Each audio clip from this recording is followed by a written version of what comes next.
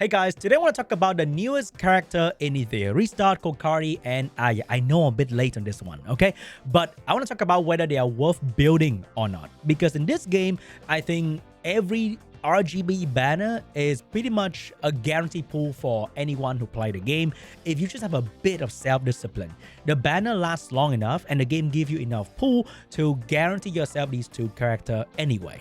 So everyone will probably get these two characters, but are they worth putting in resources? I still recommend you pull for every new character if possible, because you never know when they become one of the best character in the entire game for one particular reason or another, because the game has balance patches to make not so popular character become stronger so that people use them more often.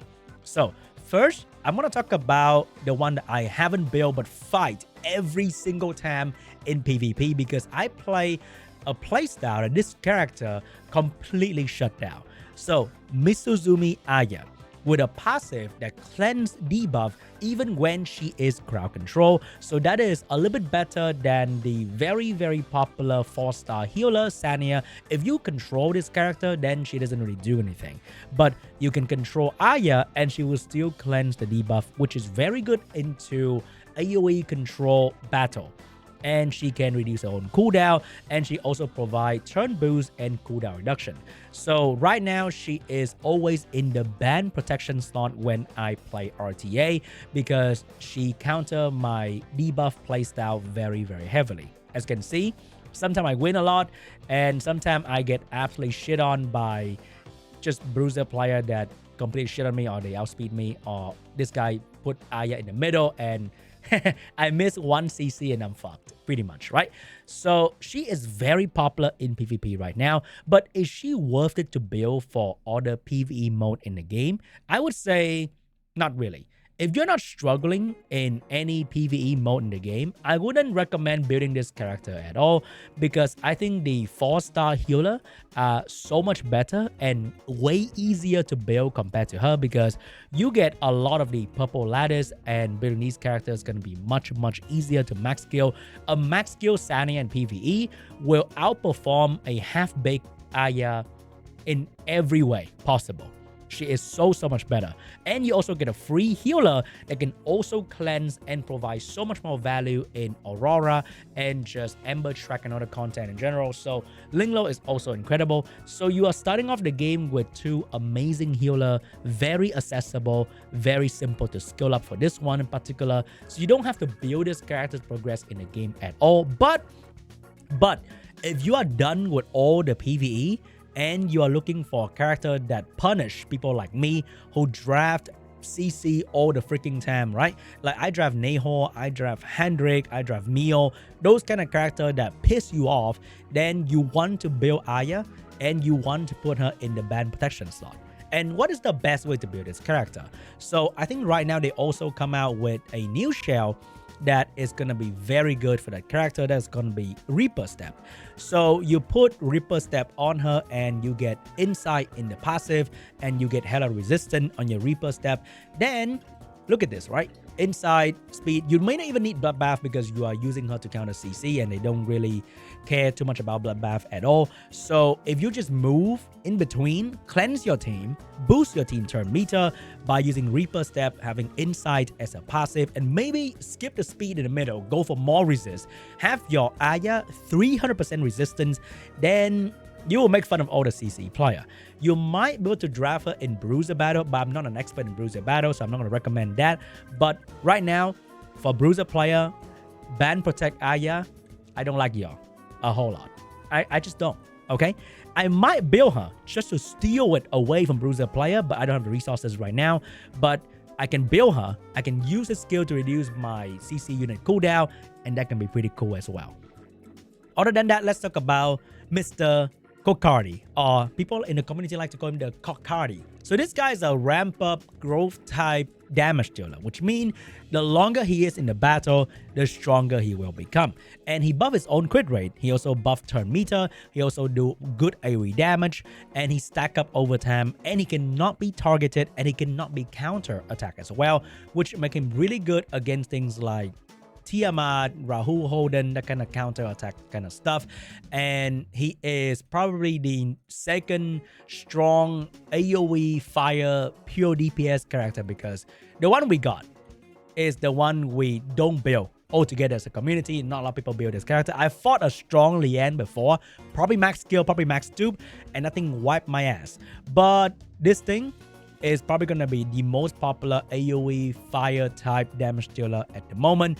This is not really AoE damage. This is not really, I mean, it is kind of AoE damage, but this guy is going to be the AoE damage kind of guy for PvP. And I don't think he's going to be a very popular character for PvE as well. So he is going to be a red type damage dealer, and you don't really need that in any of these. Doki Doki is a water type boss that require AoE damage, so he's out of that. And for this, you use Ditting, you use Lilium, you use Yeli, Rosa. There's so many other options, and once again, this is a single boss, not AoE, and the longer you stay in Terramaton, the easier you die. But because he cannot be targeted, maybe he's gonna be usable. Maybe, okay? But then farming Terramaton is not exactly the best way to go. So I don't think you need to build a character to farm Terramaton in particular. And you don't need this guy for any other content in the game. Right now, he's really good here. I gotta say, I gotta admit, he is really good in this particular thing. But do you really care about this particular thing? So I put Messiah, I put Kokari in there, and they're doing pretty cool because they both do AoE damage. And I think Lian can probably do the same thing as well. So right now, he's gonna be a PvP damage dealer. For me personally, I don't build Bloodbath DPS. I don't do that kind of stuff. I just want my DPS to do real DPS immediately. But then that doesn't really fit this guy type as well, because he takes time to get strong. So I'm the kind of guy that want to end the battle immediately, which means he doesn't really fit my playstyle as well. But we're gonna try to play around with him a little bit anyway. So we're gonna give him a try to see his damage output for a little bit, because I love the animation of this guy attack. But I fully expect him to not do as well as my Rosa, because she's max dupe, max skill, and he is not supposed to be a one-shot unit. But I'm not a bruiser player. I just want to play with him for fun, okay? This is not supposed to be like a definitive answer to, oh, that's a problem, but it's okay. This is not supposed to be like, oh, he didn't do really well in Sean B video, so he must be pretty bad. No, okay? I'm not using him the way he should be used. I'm using him for fun.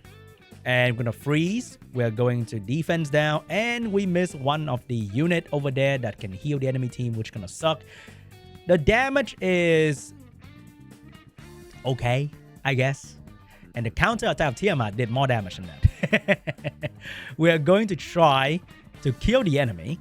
So because it's a growth type character, it should, because the match is actually lasting longer than we are expecting here, which means, oh wow, I just deleted that Tiamat. You know what? Maybe it's not that bad. Maybe it's not that bad. Oh. And then we do a bit more AoE. Oh, they're getting so much turn though. Can I do this again? Is it gonna kill? Ooh. But I'm not 100% convinced, because I think Rosa would have killed this enemy team way faster. Ooh, the extra damage. I love it when he proc the extra AoE damage and just completely destroy the enemy. So it's okay, I would say, but definitely not using him the way he should be using. But let's try again, because why not? I really hope they make another like Lian type damage dealer, where the damage dealer provides soft CC like turn meter pushback like Lian, but not Lian, you know? That'd be very, very cool. And I was kind of expecting this guy to do that, but when they revealed the kit, then he doesn't do exactly that. But it's okay, I guess. We have Death down, we have Count buff. We're gonna try to kill the enemy Lilium over there. Not too bad, but she didn't die. We're gonna try to reset their cooldown.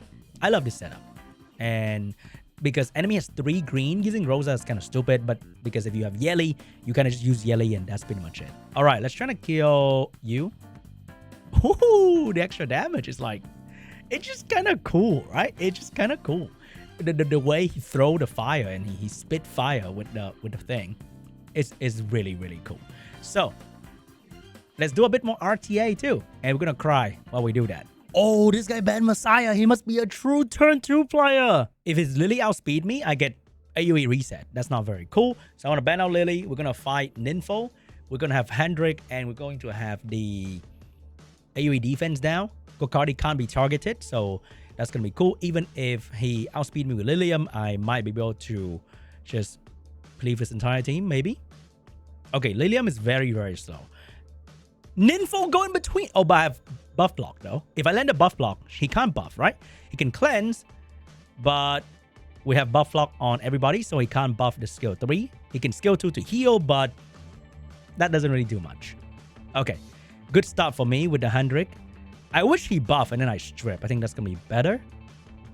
But I land all my buff blocks, so I think we should be okay. He land the funny cleanse. We're going to be okay. We're going to try to go for the AoE defense now.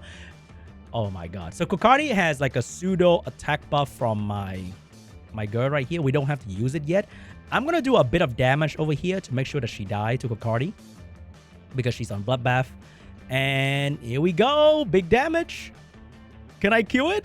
His animation is so freaking cool. Oh, we kill. We did a decent amount of damage as well. We can now freeze the rest. I mean, not freeze. This is petrified. Petrified. Very, very cool. We're going to heal block. And I think that is pretty much it, right? I win. Let's go, Kokardi. Okay, that extra damage kind of felt like whatever. But not too bad. All right, we got a turn 2 player, which means Kokardi is in the play. Is he going to do well? I have no idea. Maybe, maybe not. We do have Hendrik being ban protect here, which means I have heal block to counter Tiamat. I have strip to counter. I think the Holden probably going to be on Bulwark with the Jackal Guard right there. Bulwark, Bloodbath, that kind of build is very, very popular in this guy as well. But we should be able to control this guy just fine. We're going to ban the Plume because the turn meter that she gave for the team is just way too strong. And as a CC player, not very ideal. And if she outspeed me, that sucks as well. So we banned my not Holden, Nahor. Makes sense. No death break, no damage. But Kokardi, I hope that he can do some damage. I hope. Anyway, we do have a little bit of a Bulwark situation over there, but that shouldn't be a problem. We will now proceed with the AoE strip. And I don't think Kokardi is going to kill anyone in the first turn. So